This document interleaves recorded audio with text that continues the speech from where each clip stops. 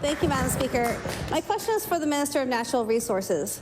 As we heard at public bills, Nova Scotians are against this government's plan to lift bans on fracking and uranium mining. This government may call them special interests, but in reality, these are Nova Scotians who are concerned about their land, drinking water, and air, and they want real economic progress across Nova Scotia.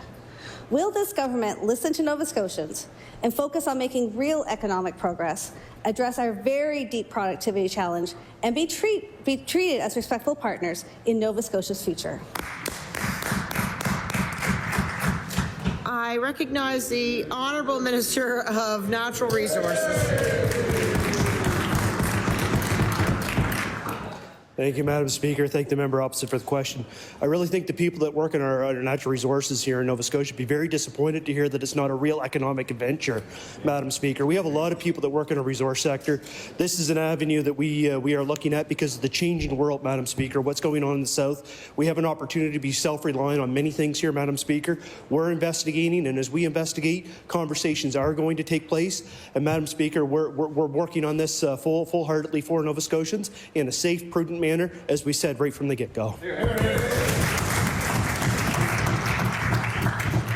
I recognize the Honourable Member for Halifax Citadel Sable Island. Madam Speaker, just a couple of clarifications. One is that I simply did not imply that natural resource development wasn't real. In fact, I've asked the Minister a number of questions about what do we know about investment, what are we targeting, how many jobs and when, what are we telling Nova Scotians? What's happening right now is not a conversation. We're telling people like name-calling and taglines. What people want, what Nova Scotians need, want, and have a right to is information and engagement. It's simply respectful.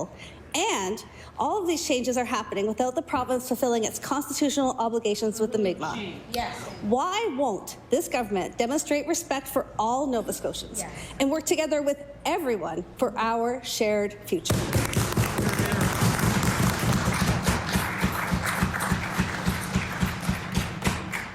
I recognize the Honourable Minister of Natural Resources. Thank you very much, Madam Speaker. And my reputation with our conversations with many stakeholders, including our Mi'kmaq friends, it speaks volumes, Madam Speaker. We engage with them on a regular basis through my department, and just because we're talking about resource development does not mean that's going to change. The Mi'kmaq people will be part of this conversation, but to be very frank, we cannot have conversations about uranium until we lift this ban, Madam Speaker, and that's the process.